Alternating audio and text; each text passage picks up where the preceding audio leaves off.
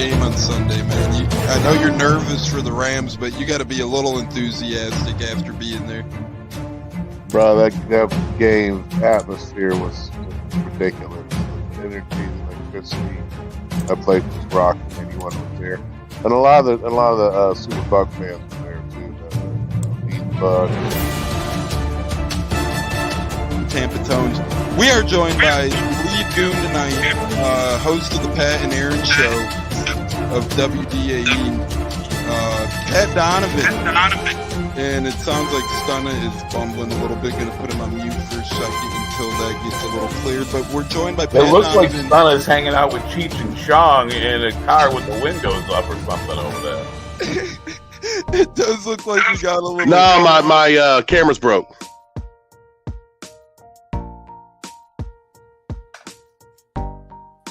Welcome back into the Buccateers, everybody. Howdy ho, howdy hey.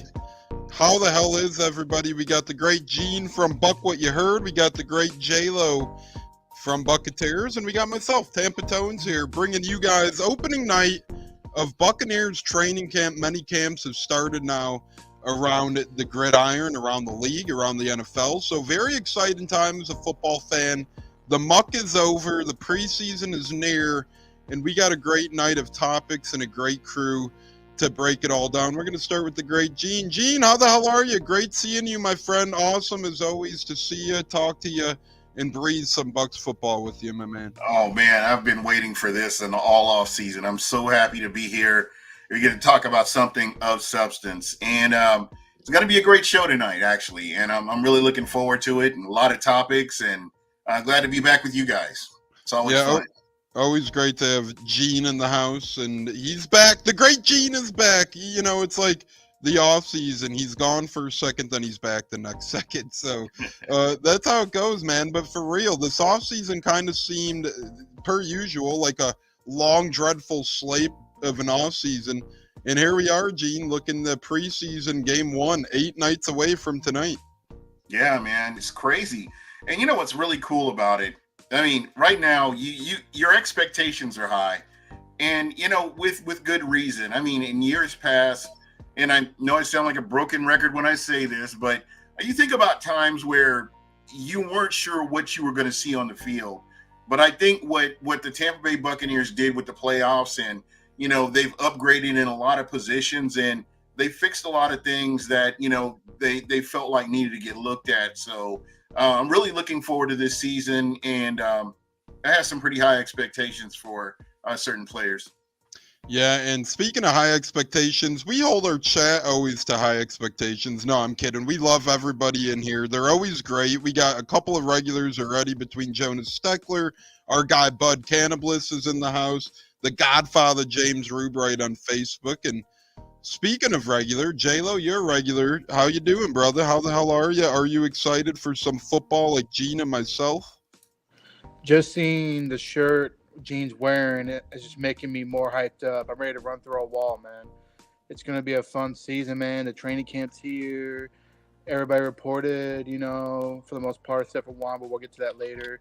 But it's good to have Gene on. Good to have you on, Tones, as usual. You know, it's good to chop it up with y'all guys. Yeah, and Gene's shirt is great. Gene's always leading the department in fashion. I feel like Gene's our fashion guy. So when in doubt, you need, well, I guess J-Lo's a hat guy based on Jonas's hat comment, and then Gene is a t-shirt guy seemingly. But you guys are watching on a couple of outlets right now, either Buccateers YouTube or Buc What Ya Heard YouTube. And if you're watching either channel, please hit the like button, subscribe to the channel, and turn that notification bell on. We do appreciate it. And if you're on Facebook watching, share the love and share our post of this program. So guys, without further ado, Bucs are back on the gridiron today. And before we get to that, I just want to bring up something and bring up a great moment for Todd Bowles and this Buccaneers team. And you know, it goes usually protocol for these teams, not all the time, because we went over it a show or two ago, all the dates of all the NFL teams reporting to camp, but usually the rookies report a day or two ahead of the veterans. That happened here in Tampa. Rookies reported Monday, veterans reported Tuesday, and Todd Bowles had a hell of a speech, gentlemen. I don't know if either of you were able to catch any of that, But a lot of haters on Todd Bowles are quietly going away. And I still, besides Las Vegas, I guess, because Las Vegas still has Todd Bowles as a top 5 coach to get fired mid-season this year. How disrespectful is that? But Todd Bowles may have had his best speech, may have had his best talking event, I would say, as a Buccaneers assistant coach or head coach, as he made an appearance before the team and the Buccaneers social medias on YouTube and Twitter posted some of it, and he sounded motivated. A couple of quotes that stood out. One of them was, if you're just trying to make the team, this probably isn't the place for you. You know, you got to get and be motivated to not only make the team, but make plays for the team and do more than just make the team. You can't be satisfied with the thought process of making the team. And I love that mindset. As Gene gets a shout out for his hand now. And then another thing that stood out to me was Todd Bowles saying, fellas, we're no longer just shooting for the division. We've done that the past couple of years now. We're shooting for the Super Bowl, Todd Bowles said. So, Gene, we'll start with you. I don't know if you've seen any of it, a little of it, all of it, but Todd Bowles, he had me ready to run through a damn wall like I was the Kool-Aid Man and Family Guy breaking through the courthouse wall. I'm excited, man. I'm ready to frickin' roll. I can tell you right now, I've never seen him this animated. I mean, in the times that he's been with Tampa, whether it's been in a assistant or a DC capacity or as a coach, just never seen him this animated. And again, I am good with everybody else in the NFL, all 31 teams, saying the Bucs are going to be at the bottom of the heap. I'm good with that. As a matter of fact, I appreciate that a little bit better, and I like it when the bandwagon isn't all the way full. So I'm looking forward to this. And like I said, with everything that they've done, and all the changes that they've made, the people they've picked up, with the exception of one, which I know we're going to discuss. I'm not going to ruin it for anybody, but for the most part, for me, I'm pleasantly surprised and happy with what they're doing. There are some players that I'm looking forward to making the big jump to really add some impact to this team. You got some players that are in contract years that need to come out and prove what they can do as well. So this is a great opportunity for a lot of players to show up and show out. So I'm looking forward to it. Yeah, and I think what you said at the beginning of that, well, everything was great, but you saying Todd Bowles looks more motivated than ever, that's so true, or at least being, I've never seen him this animated. I mean, just with his speech, it was wild. No, and you're right on that. Animated is the great word there, because, usually the past couple of years, players would be like, we love Todd, and behind closed doors, he's this, or behind closed doors, he's that. Well, this is right smack dab in front of us. He's showing animation, and he's showing great character. And I think he knows, even though he's had success in his first 2 years, this is a really big year for Todd Bowles in terms of his status as a future head coach. If he could do it again with another offensive coordinator, and I mean do it again, make the playoffs, that is, with the new OC and so forth, he's going to have a really, really comfortable chair in Tampa moving into next season as their head coach. J-Lo, thoughts on what Gene said, on what I said, and the Todd Bowles speech? Did you watch it? It was incredible if you missed it. I mean, I couldn't agree more with y'all too. Todd Bowles is definitely in gear to go for a Super Bowl just by listening to his speech. I mean, it just hyped me up even more. And we see why the players love playing for him. It's obvious that, he is in the right mind right now.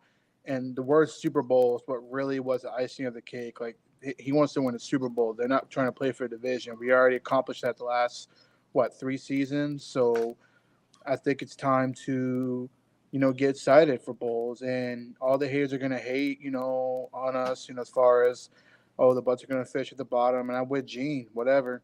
That's fine. The haters are going to hate. And I'm going to root for my team, and I'm going to root for Bowles.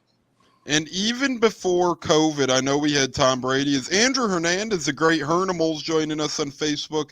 I know it was a time where we had Tom Brady, but even then, given the circumstances, given how bad the Bucs have been, given the nature of COVID, we still really weren't talked about as a favorite until we went on that run towards the end of the year and headed into the playoffs hot as hell. Then the next 2 years with Brady, we were talked about. But it feels good restoring life where we don't really get talked about as much again. We fly under the radar. I much prefer that as a fan of anybody, but specifically the Bucs, because that's what we're used to, guys, right? How long was it where it's like, oh, the Bucs don't get talked about. The Bucs don't get talked about. Then for like 2.5, 3 years, the Bucs, Tom Brady, Tom Brady, Tom Brady. Then Giselle, her whole scenario brought in a whole new fire. So it was interesting, really, to see that play out. BB King says Kamala has Bulls excited. Well, yeah, let's not get into that too much. But Todd Bowles is a man who's, as Gene said and as I said, Todd Bowles is always excited, but it's a new type of excitement, a new type of animation in the air, on camera, right front and center for Todd Bowles, as he's, again, guys, as good of a year as he had last year, silenced a lot of haters. Gene, this is a man who, by Vegas and by others, for whatever reason, people are still viewing him on the hot seat. I'm good. Well, like I said, I'm good with it, especially, they're propping Atlanta up, and, we haven't heard from them or their delusional fan base since the Super Bowl. So again, let your play show what you can do. I really feel like they've got some really strong pieces. I love the wide receiver room. I love what they've done with the secondary. If everybody stays healthy, I really believe the big surprise is going to be that D line, to be honest. And I hope they prove me right and go out there and show up. You got some guys that are healthy, like Marquise, 56,000 watts, going out there doing what he does. I really have high expectations for him and, some of these other players on that defensive side of the ball. But you know what you're getting pretty much on the offensive side of the ball. I think it's really hard to mess up that offense, but we saw that Lord Byron was able to do that. But I think we have a good offensive coordinator coming in with experience and understanding and the ability to make changes, or when he sees something that's not working, make those adjustments. I think we're in a good place, and I think that the offense will be in good hands, going into the season. Couldn't agree more. And 56 Watt. I love Marquise Watts. I think he's going to be a man to watch greatly. We talked about him last year, but the Bucs kind of hit him last year. I don't know if they were trying that, to keep him. Was he injured? Was he injured part of the season? I was thinking he was. I think in the middle part he did get called up a couple games, and then he was hampered by injury a little bit. Mm-hmm. But I think that injury was maybe minor, maybe not too long, and the Bucs kind of were just hiding him, I feel like. And I kept kind of going, when's Watts going to get his chance? And then eventually he played a little bit. But I do like what Gene says, and we're going to get to the elephant in the room here shortly. A certain somebody missing from training camp. He's missed everything besides signing with the Bucs so far, and he actually showed his interview. But Gene, I think you make a great point. Whether it's Watts or one of these other guys, when you look at this Bucs edge rushing room, as we're joined by Cleve and me now, Mr. Everything Bucs. Cleve and me's bricked up. He says, well, there we go. I guess the Buccateers gets him some type of way. We got MH in the house, MK.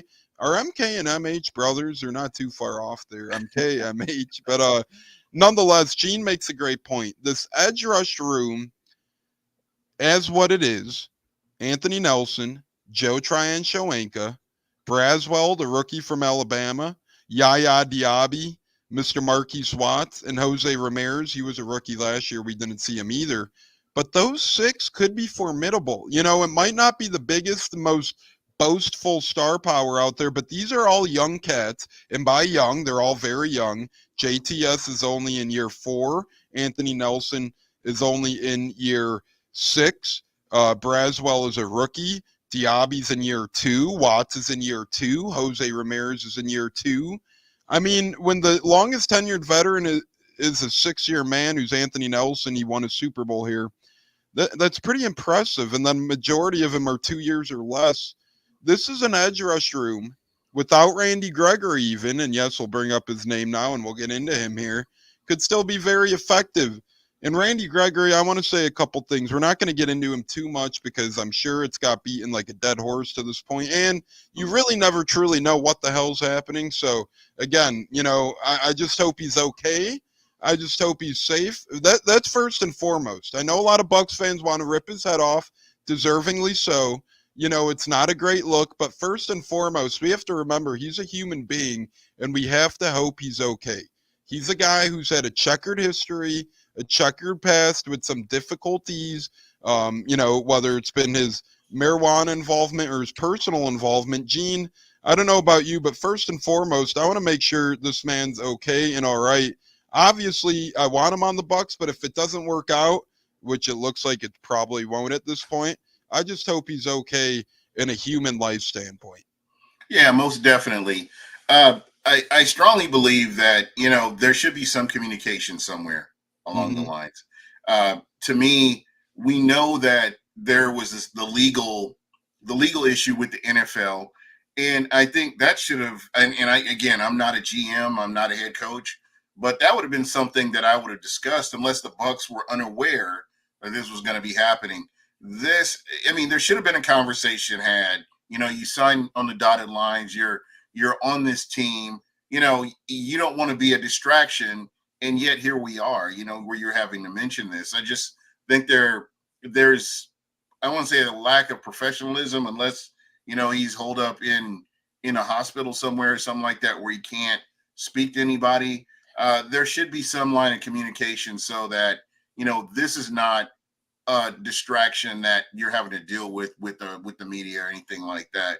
So again, it's crazy. I just can't wrap my head around how or why you would do that to a team that you're getting ready to actually play for and then get out there and do stuff. And I heard somebody trying, and I guess in the grand spectrum of things are same position and same outcome potentially, but I heard somebody try and compare it to the Shaq Barrett thing. No, not even that's close. way different. Not even close. Exactly, and why it's way different is what Gene exactly said. Communication. What did Shaq do? He was open and honest with Miami. He dipped his toes in Miami. He gave mandatory minicamp a go. He tried it out. And then what did he do? He thought about it. He went back with his family, and they've had their hands full the past year or two between Shaq's health and their personal reasons.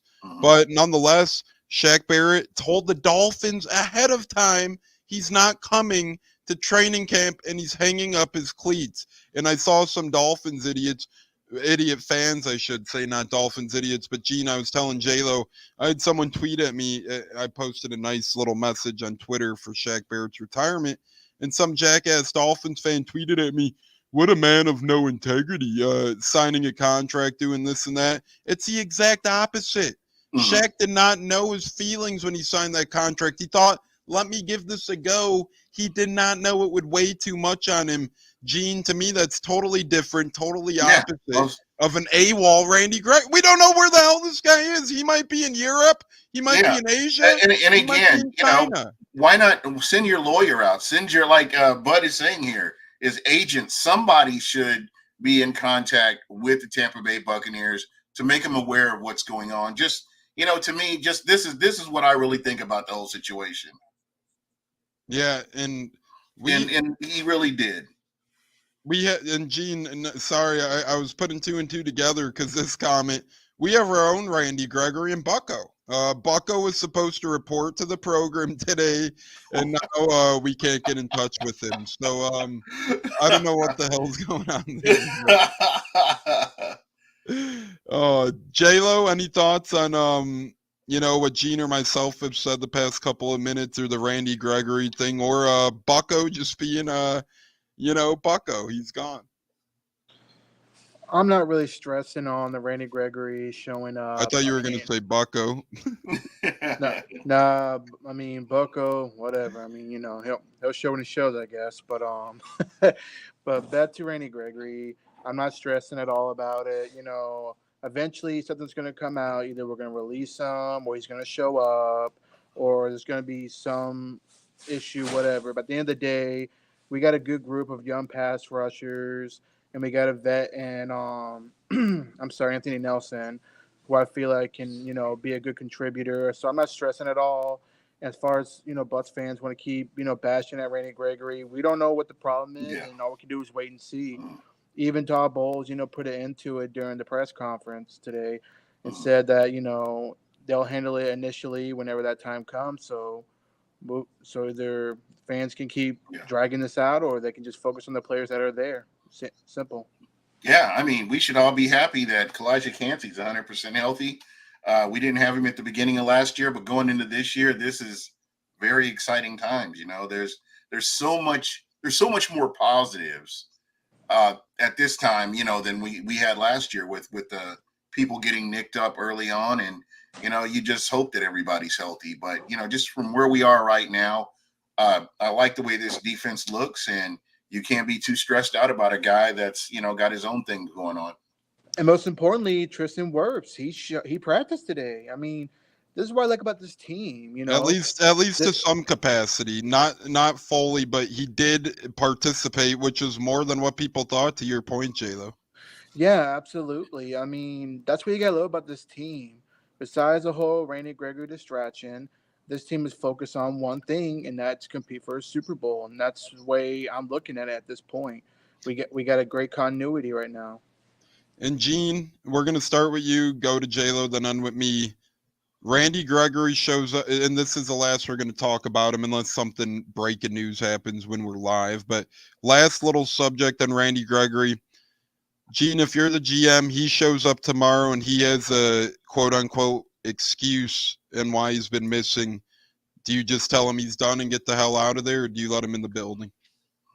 If he can help my team, get to the playoffs, get to a Super Bowl, if he can contribute, yeah, I can't say no. But if it's, to me, it's just kind of hard, because he's not made any communication with the coaches or anything. And the coaches are left looking flat-footed, in speaking with the media.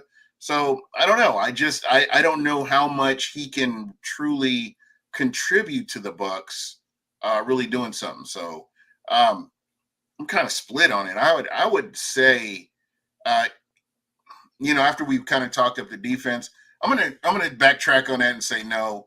I would just go ahead and cut him and take your losses and just kind of move on.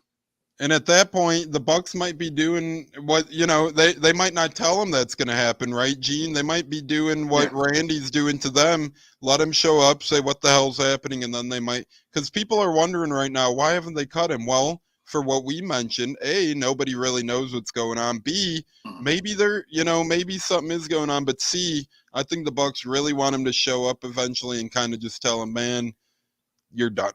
I think that's the outcome probably. J-Lo, are you with Gene? If he shows up tomorrow with the quote-unquote excuse, are you still showing him the door? To me, if I was GM making a decision, I would want to see what level he's on, where he's at. If there's something mentally going on, I would try to help, get him help and give him the option to let him go get his head straight. But to me, if he says he's good to go, I said, okay, then you're at the bottom of the barrel. You're going to have to earn your way to make this team. You're going to have to beat out, the second-year guys at Jose Ramirez, Watts. Like, you're at the bottom of the barrel. So if you want to stay on this team, you're going to have to compete and play every preseason, every snap, and that's how you're going to make this team. If you're here to help win a Super Bowl, then come on in. But if you're not taking this seriously, then there's the door. Don't let it hit you.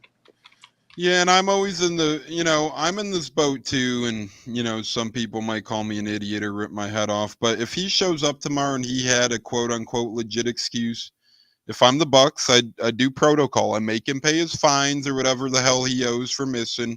I make him maybe have a little punishment, but if he could be beneficial to this football team, I'd keep him in camp, because just because you keep him in camp doesn't mean you necessarily need to make him make the active roster, right? See what he's got. See what his attitude is between now and week 1. See what he's going to give you. Is he going to give you 110%? Like Antonio Brown, not the same exact problem or attitude or player and all that stuff. But when we brought him here, how many people said, what a bad move. He's going to be out the door a couple weeks. You take the good with the bad. And again, I don't think Gregory makes half the impact AB did, but sure, if Gregory shows up and shows out this preseason and you want to give him a try this regular season, why the hell not? And remember Leonard Fournette too? Bruce Arians, got him on my shirt, shout out Smack Apparel, but Bruce Arians called Lenny F in his office, remember, and said, if you don't want to be here, just get the hell out of here. Get the hell out. What did Lenny F do? Lenny F put his nose down and played that much harder and eventually was a key part to the Super Bowl team. So to me, if Gregory shows tomorrow, just see what he's got till through August, and see if he makes an impact. But if he doesn't show tomorrow, it's really getting to the point where, harder and harder to, make an excuse for him. Speaking of excuse, hey, David Farrar. Yep, what's up? No, my bad. I just want to throw one more thing out there to close it out. As David Ferrara is joining us, Tampa's realtor, but go ahead, J-Lo. To me, even if Randy shows up tomorrow, whenever, he's not making the team. I think we got enough talent to where we don't need him for the season. But if he wants to come in and try to beat out these young guys, then let him. But I just see him not even making the team. So there's my ending to that on Randy Gregory.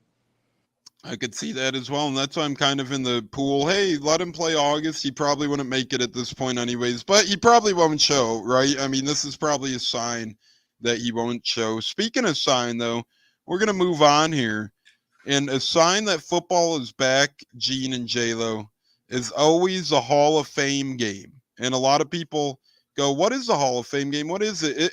It's a couple of things. A, it's the first football game of the year. I know it's a preseason game, but it is still the first organized football game of the year.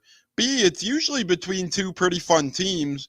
This year we get the Bears with Caleb Williams, and we get the Texans with CJ Stroud. So even if they play a snap or a drive or barely anything, it's still going to be fun to get it back. And C, the Hall of Fame game is a game to honor the immortals of the great of the great, and the Hall of Fame class that's about to go in for this season, which is a strong one as well, by the way. But we'll start with Eugene. 8 days away from an organized football game, from the Hall of Fame game, Texans, Bears, and Bud says, football! Football is almost here, Gene, pretty much a week away. Man, I am really looking forward to this game. CJ Stroud versus Caleb Williams. We're going to get a taste of what these guys can do. I know it's all vanilla play calls and, you're kind of going through the motions, but it's exciting to have football here where two teams are getting to hit each other, and, it's going to be fun. It's going to give us an opportunity to get a look at some of these teams and see what they can potentially do as the season progresses. So I'm really looking forward to this. Yeah, I couldn't agree more with Gene. And it's the one preseason game that gives you hope football's back, right? Because then the rest of them after that kind of just make you scratch an itch and say, give me regular season. But for that one moment, for that one game, it's like, damn, we have football back, and you're soaking it all in. And it is Thursday, August 1st, 8 p.m. Eastern time, and it's televised all over the damn place. It's on ESPN. It's on ABC. It's on ESPN Plus. It's on ESPN Deportes. What? Beer? What? No. But J-Lo, thoughts on the Hall of Fame game approaching rather quickly. Jonah says Chicago's stupid for scheduling 4 preseason games. I'm in the opposite boat. I'll share my reasoning after you go, J-Lo. Yeah, no, I mean, football's football, man. I'm just excited just to see any football team play at this point when it comes to the NFL. And hopefully Caleb Williams would get some reps in there. I think CJ Stroud, he may not play. They may hold him out for the most part. From at least the last few years, I've noticed that many starters don't play. But I think Caleb Williams, will see some of him, maybe a drive or two just to get his feet wet, and, honor the Hall of Famers, man. I mean, that's always a great honor, for them to get mentioned. And then it just makes us want to crave for our first game the following week. So let's do it. And here's where I think this game is a little different for the Bears. And I'm not going to say their guys are going to play even a quarter. I'm not going to say a lot of them are even going to play a whole drive. But when you have this Chicago team, bunch of new coaches, bunch of new players all over the place, offensive coordinators new, defensive coordinators new. They brought in the linebackers coach from Buffalo to be their DC, and then they brought in Shane Waldron Seattle's guy to be their OC. They got Caleb Williams. They got DeAndre Swift at running back. Keenan Allen is now a Bear. Roma Dunze is a first-round pick. This is a brand new team, fellas. A couple new O-linemen as well, and a lot of new defenders. At the very least, even if it's a couple plays, I think it's smart for the Bears to have this fourth game. And I think with a team that new, with coaching staff that new, I don't think it could hurt the Bear, barring a tragic injury, knock on wood. Let's hope that doesn't happen. But barring an injury, Gene, I think this could actually be helpful for the Bears, who have a brand new look all around their team. Let's be honest. Oh, absolutely. Yeah, I like their wide receiver room. Keenan Allen is he's pretty good when he's healthy. And again, I mean, a lot of this is going to depend on keeping him upright. So again, it'll be good to get the reps for especially for your quarterback to kind of get him acclimated to the NFL and help him to adjust to the speed of it. But I think the surprise over the past couple of years is C.J. Stroud, and is a guy that really needs to be looked at, and how he's going to come out this season. And again, it's going to be fun to watch these two teams play. Even though you may not get to see the first team very much, it'll still be fun to get out there and to see them get out there and play. And really, the AFC South intrigues me greatly for the quarterback play. You got C.J. Stroud. Then you have Anthony Richardson. When he was healthy last year, he showed glimpses of greatness. I know he was out a lot of the season, but when Richardson played, they beat the Texans. They beat the Baltimore Ravens. Richardson could do it on the ground. Trevor Lawrence in that division, I personally think he's good, not great. I think overpaid a little bit, but you kind of got to do that to keep your quarterback. Then you have Will Levis. To me, that's a very fun, intriguing young quarterbacks division between Stroud, Anthony Richardson, Will Levis, and Trevor Lawrence. I'm very excited to partake in that. BB King, until 1977, the first game of the year was a college. You know why they stopped that, or partly why too? My old man taught me, shout out Pops, but a lot of injuries would happen in that game. And Gene, I know you lit up. and J-Lo, you probably know about it too, but that is why they discontinued that, because yes, they were college all-stars, but when you're a college all-star and you're going against a growing-ass 28, 29-year-old man, that's going to be a lot of injuries on the plate. Hey, my guys, speaking of my guys, Gene is my guy, and what we're doing with the beer, what we're doing is a beer draft, and it's going to be special. And we're going to bring it to you Monday night, barring somebody not being able to make the program. But we are going to roll out our beer bracketology for the official 2024 beer for the Buc What Ya Heard and Buccateers collaboration podcast. Gene, I'm really looking forward to making the bracket on Monday. Man, it's going to be fun. We'll get to brainstorm. This is, because there are more people involved, which I'm excited about, and even the listeners can get involved here as well. We want to make it fair, and you kind of this beer versus this beer, and then as it advances, then we can kind of narrow it down to favorites. But in the beginning, we'll try to keep everything as close to like IPAs versus IPAs, Miller versus Budweiser, Bud Light, or just we'll work. We're gonna get to that. We'll get it all worked out on the show, and I'm so looking forward to it. I'm looking forward to it as well. J-Lo, thoughts on the beer draft? I think it's really worth having a beverage of the Buccateers and Buc What Ya Heard podcast. Oh, couldn't agree more. Looking forward to it. It should be a lot of fun doing the bracket. And then once we get it settled, I'll be cracking them beers open on NFL Sunday. Let's go. Emily. Yeah, I cannot wait, guys. And Raiders versus Panthers for the toilet bowl. Gene, if you had to pick a toilet bowl, are you going with Raiders and Panthers, or are you going elsewhere? That's an intriguing matchup. Both of these teams are. I don't know what to expect from either one of these teams. I guess you could call it that.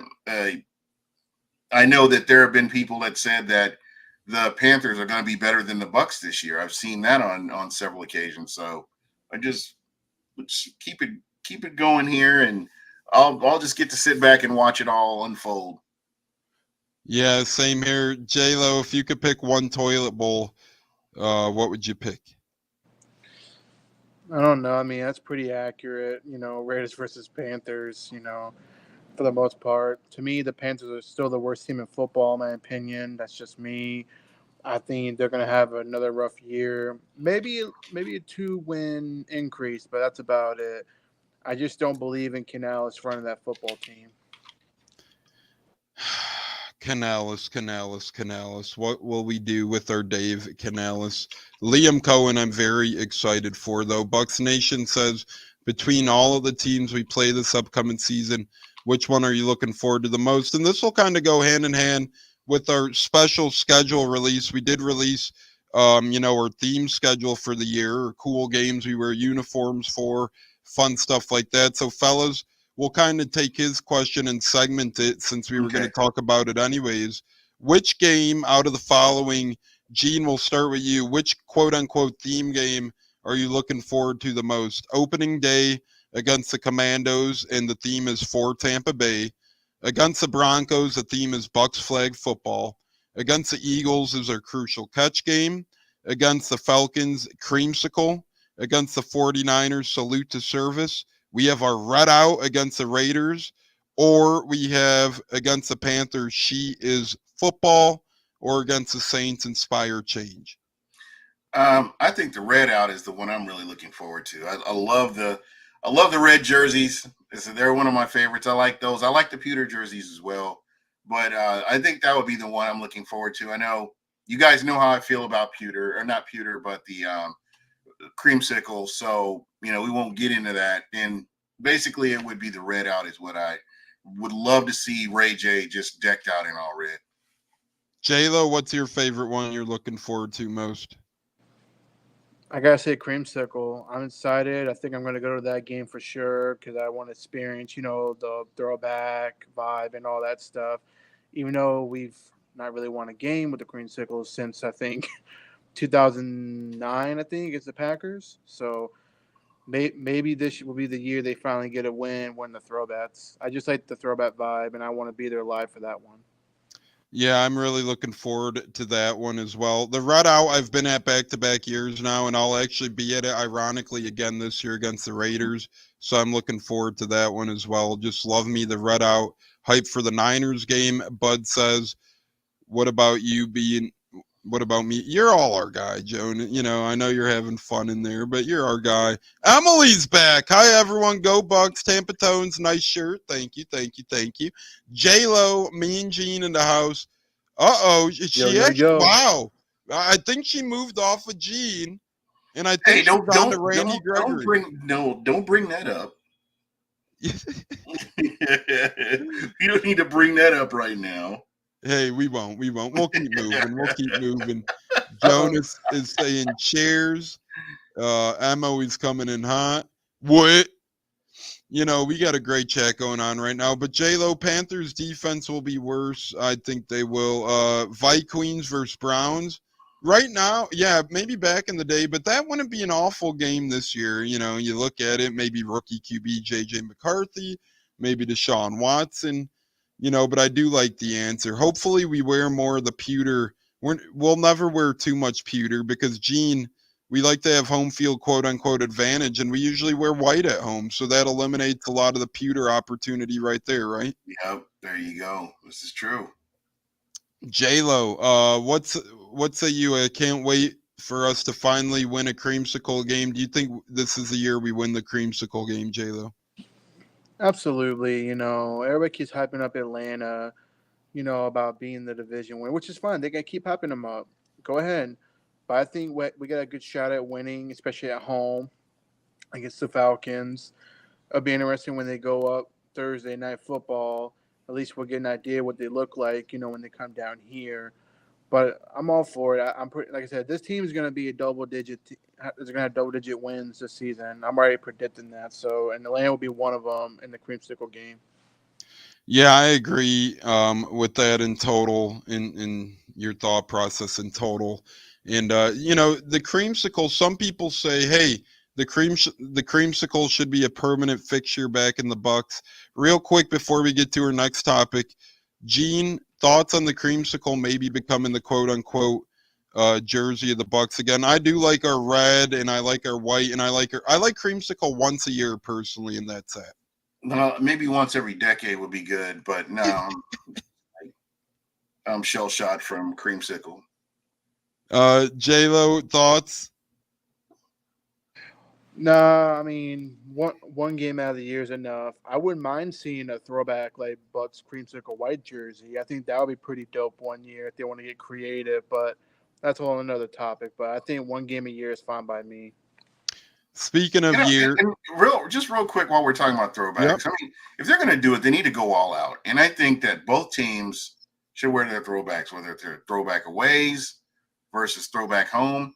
Just you can't go half-ass with this. You have to get all the way in there and just, hey, both teams need to wear them. And I think that just adds to the mystique of the game.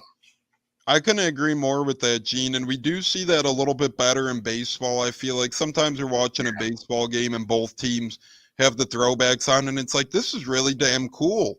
Mm-hmm. It hits different when both teams are wearing it. Yeah, I couldn't agree more. And you think about it, and it's kind of stupid, not stupid, but even if you don't quote unquote have a throwback jersey in your wardrobe, you should be required to have one alternate jersey that's at least from several years back, where it's at least a mini nostalgic feel. I think that would add to the game completely. So are there any teams that don't have a throwback jersey? That's an interesting question. Houston Texans. Well, they probably technically have one. It's probably not technically old, but the more I think about it, I think you're right with Houston, because the Oilers, the Tennessee Titans wear the Oilers jerseys. I think or Carolina. Carolina's kind of been similar all these years on my. Yeah, that's true. Yeah, and the logo's the only thing that changed, but the Texans did unveil a new uniform for this year, but I could have sworn that they don't have a quote-unquote throwback, but they have an alternate uniform, I'm pretty sure, that is from their origin years. It's technically not considered a throwback. It's technically an alternate. Maybe one day it'll be considered a throwback. Who the hell knows? Because if you notice the Texans uniforms nowadays, they are different than when they debuted. Yeah, and same with the Panthers. Not a huge difference, but there is a little bit of a difference. So the cat's bigger or something like that, or something like. Exactly, and something with the shouldering too. Different designs, and that's one thing you notice too. Because technically, and they're pretty similar, but technically, this is a third reiteration for this uniform for the Bucs, for this basic red and white. If you compare the uniform of right now to what they wore, say in 04, 05, a lot surely looks the same, but the pirate ships are a little different. It's hard to notice, but the pirate ships on the shoulders are different from this year to what the Bucs used to wear. And I'm pretty sure there's a couple other little iteration differences as well. So besides the brand, obviously, because back in the day it was Wilson, then it went Adidas, and then Nike. So it's hard to classify what you want to deem a throwback, but J-Lo, you might be right. Maybe we'll give you that. We'll give you Texans and Panthers regardless. And Jonas says not Houston. Love you guys and love the show. Thank you, Ant-Man. We do appreciate that greatly. Would the Saints, theoretically, their crappy uniforms is pretty much the worst. Have been the same. Yeah. I think the Saints would be another one. Yeah, and the Saints. What, J-Lo? No, I mean, technically, they did kind of have like a throwback. I remember the 02 season. Well, they wore their black helmet now, too. Yeah, that's true. But that's more of an alternate as well, so it's tough. But go on, J-Lo. No, I just want to throw it out there. The Saints had the ugliest throwbacks. Cause I remember they wore like this darker, like gold color, whatever, on the bottom pants, and then the black jerseys. I don't know. May just me being a hater, but I think that when they wear their throwbacks, I'd just be like, "Oh, look." See, guys, and this is what I mean though when I'm looking at jerseys. So it's hard to say. It's hard to compare though, but they are a little different. I'm looking at a David Carr jersey from obviously when he was playing, and there's very subtle differences, but there are a couple differences between the Texans jerseys from back then and the Texans jerseys now. Not a lot different. Again, very hard to notice, very subtle difference, but there are. So it's interesting to see if they're deemed a throwback or not. I really can't tell just based on looking. Saints uniforms are depressing. Get BB King a gold trophy for that comment. Let's get him a golden one. But Oh, okay. So they did have a 1975. Yeah, that's what you're right. So they did have a throwback. yeah, Saints with the golden pants and Yeah. who's the one? The Giants this year are having the ugliest throwbacks ever. I think. I don't know if you guys previewed him, but Dude, I don't know if they can compete with Pittsburgh, the Steelers throwback. I don't know. well, the Giants are doing something this year where they're doing a collective throwback where it's their pants from one decade, their jersey from one decade, their helmet from one. So it literally looks like a smorgasbord of throw up, like because none of it matches. You know, it's like an off brown pants for the Giants, and then their uniform is like a blue uniform with like a red circle in the middle. Very bizarre. But yeah, now we're on a tangent of throwbacks. I do love it. If we had to go around, J-Lo, throwback or alternate jerseys, which do you prefer? A team to have a throwback or a team to have alternate? So would you prefer, we'll stick with the Bucks, or creamsicle or our pewter? Oh man, that's a tough one. I had to say throwback. I gotta go with the creamsicle. I love the pewter though. You know, no knock, but I've always been a big fan of the throwbacks. So give me creamsicles, throwbacks. Gene, I'm going to switch it up for you a little bit because I know you're not a fan of the creamsicle, but if you could only pick one Bucks throwback jersey, would it be the creamsicle or the alarm clocks? Oh, I would have to go with the creamsicle. That's just how bad those alarm clock jerseys were. What about the all red when they wore the all red? Okay, the alternate, yeah, the red one. I actually have one of those too. Me too. I got a Mike Evans hiding in one. the I back of thought my that was closet. fire. The red are technically alarm clock era, though. So Yeah, they are. I put that under the alarm clock umbrella, J-Lo, just because it's the same era that the Bucks wore those as the alarm clocks from 2014 to 2019. Gotcha. J-Lo. I But was saying, yeah, the red ones were cool. But that'll fall under, that's the same with the pewter, right? Years down, say 30 years from now, the Bucks have different uniforms. If the Bucks were to wear that pewter jersey, you would relate it to this era still. You wouldn't say, oh, the pewter's different than the other one. You know, same type of concept. And it's really nitpicky with the uniforms. But, yeah, the ketchup and mustard game, remember that? Every Thursday, too, they tried to do the color rush shenanigans, remember? That was insane. Yeah, the color rush. They probably need to upgrade that a little bit. What do you think? Oh yeah, I think they should do what you said, Gene. I think if you try and do a jersey fun, if you want to do it Thursday Night Football or randomly, I think the cool jersey thing to do for a special game would be throwbacks against throwbacks. And again, even if it's a team that doesn't have the most old throwback or not the craziest at throwback, still a throwback's a throwback, you know? Yeah, and you know what's interesting? You say that. I would be attracted to Thursday Night Football if there were throwbacks every Thursday. How cool would that be? And then throwback Thursday.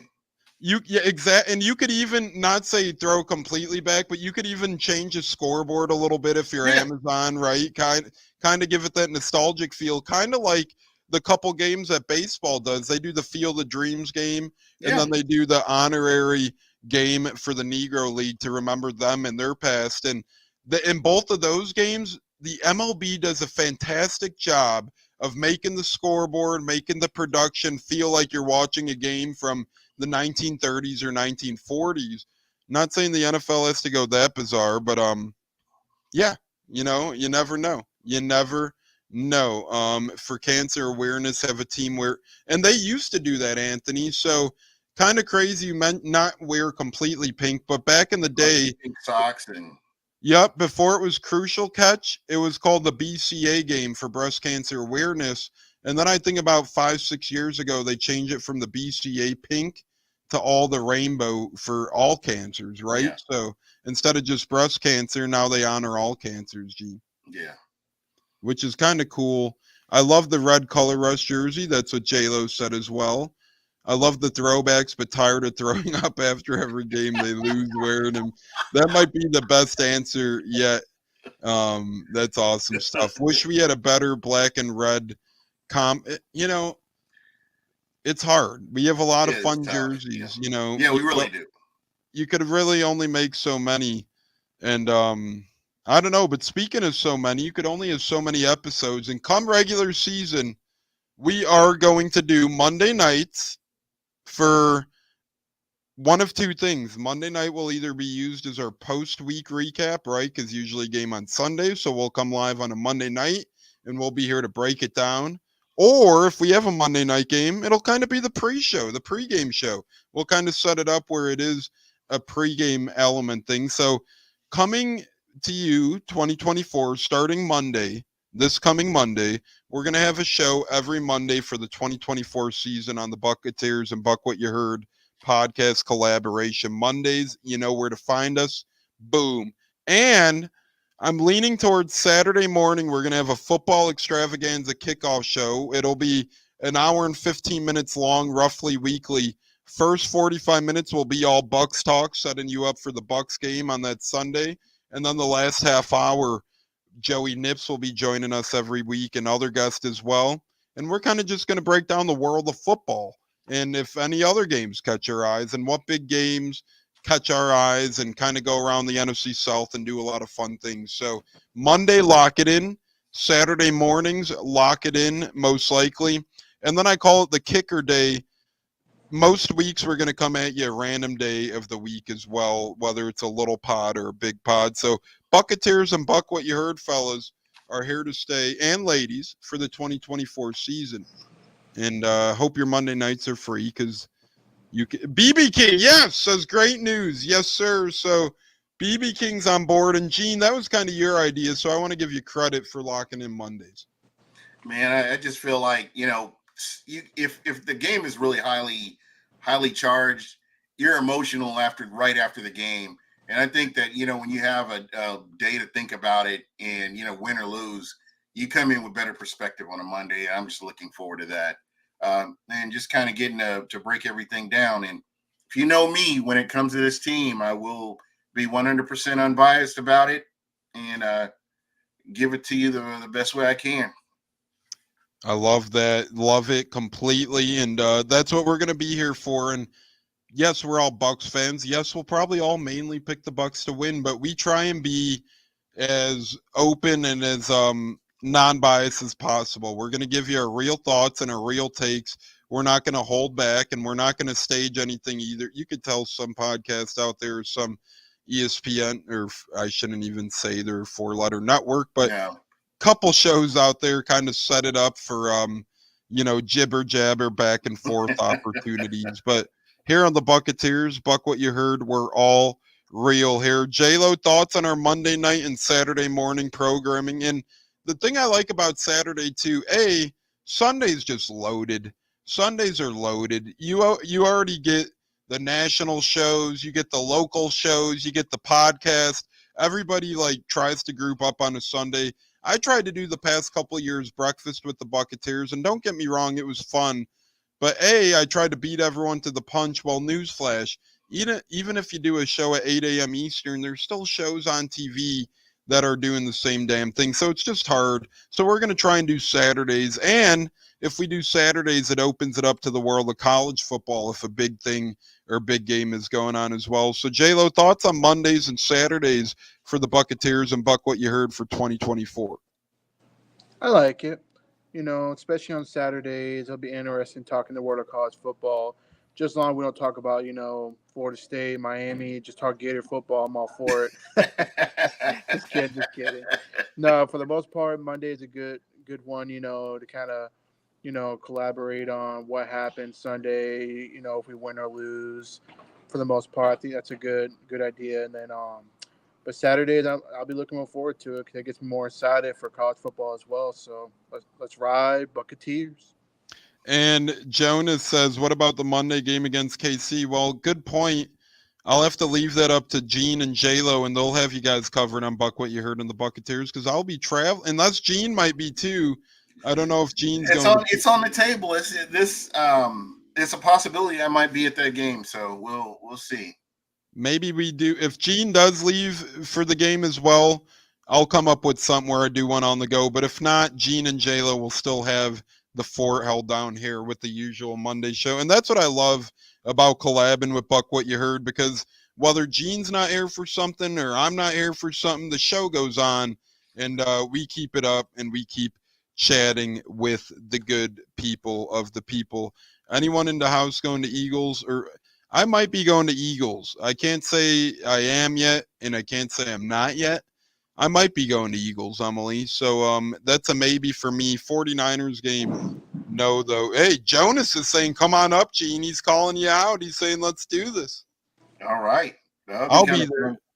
I'll be there. So, Gene, you should come. We'll have a couple beers and all that good stuff. But, guys, it is nearing the hour. And we did just want to hype you guys up as it's the beginning of a training camp. We know a lot of people are busy and have a lot of pods and football shows to watch right now. So we're going to do our final word here. J-Lo, final word for the program. Any thoughts that we may not have gotten to, or anything you want to just mention in general? I mean, football's here, peeps. I'm excited. I'm excited with the schedule that we're putting out there. And whatever happens that Monday night, if Gene and I are going to run it, we'll run it. We'll make it interesting. We'll have a good time doing it. And like I said, Bucs fans, get ready. We're competing, and we're going for a Super Bowl, not for a division. Love that. And yeah, Jonas is calling me out. Says a couple. We gonna have KC dry. Well, if we win, I'm gonna. Well, regardless. But yeah, we'll have a great time. Whoever is in Kansas City. And Gene, maybe we'll have to. And I know we keep talking about it, but part of my final word. Buccateers and Buc What You Heard cookbook might not be out of the realm either coming this football season. We'll definitely be on some of these podcasts talking about, hey, what'd you make? What'd you end up making for tailgating and that kind of thing. So I mean that's always been a tradition to me, is to hook something up right before the game and have some fun with it. So I'm looking forward to this. And guys, thank you so much, everybody in the chat. You're greatly appreciated. You guys all know who you are. And, you don't have to be here, but here you are hanging out with us, and I'm happy about it.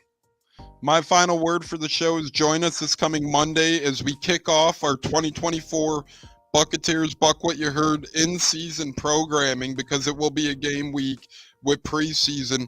So remember, join us there, Buccateers Monday night. And my final word is this. I'm going to end it with a question. We'll start with J-Lo, then we'll go to Gene. Final word to you, J-Lo. Do you treat, I know you cook for regular season, do you cook up anything for the preseason, J-Lo, or have any drinks for preseason, or do you treat it different? I get a little creative. It just depends. Cause if I'm working, then obviously not. But if I'm off, I would hope not. But for the most part, if I'm off, I'll try to get creative, make some loaded tots or something, or made some like bacon mac and cheese from scratch. I mean, I try to get a little creative, especially for the kiddos. That way, they don't get too bored watching football with their old man.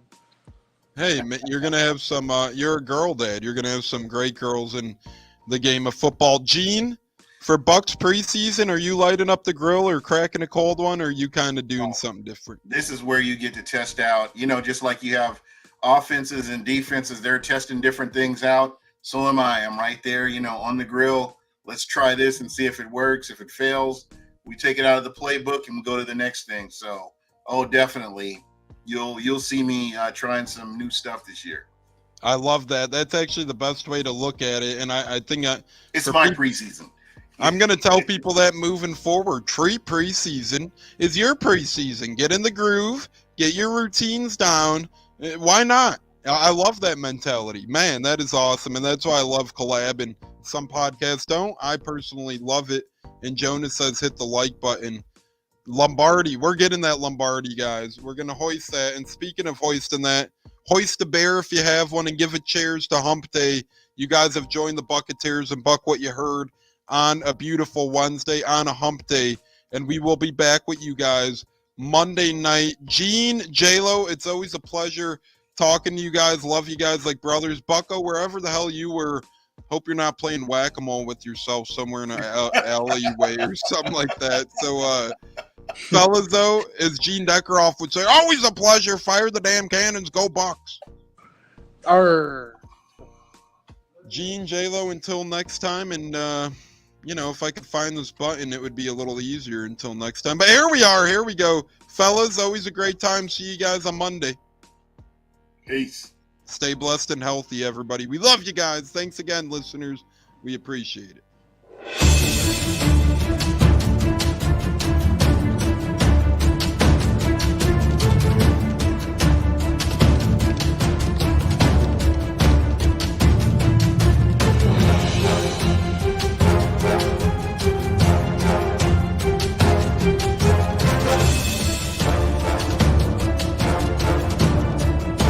Game on Sunday, man. I know you're nervous for the Rams, but you got to be a little enthusiastic after being there. Bro, that game atmosphere was ridiculous. The energy, the electricity. I played with Brock and anyone was there, and a lot of the Super Buc fans were there too. The Buc. Tampa Tones. We are joined by Lead Goon tonight, host of the Pat and Aaron Show of WDAE, Pat Donovan. And it sounds like Stunna is bumbling a little bit. Going to put him on mute for a second until that gets a little clear. But we're joined by Pat It looks like Donovan. Stunna's hanging out with Cheech and Chong in a car with the windows up or something over there. It does look like we got a little... No, my camera's broke.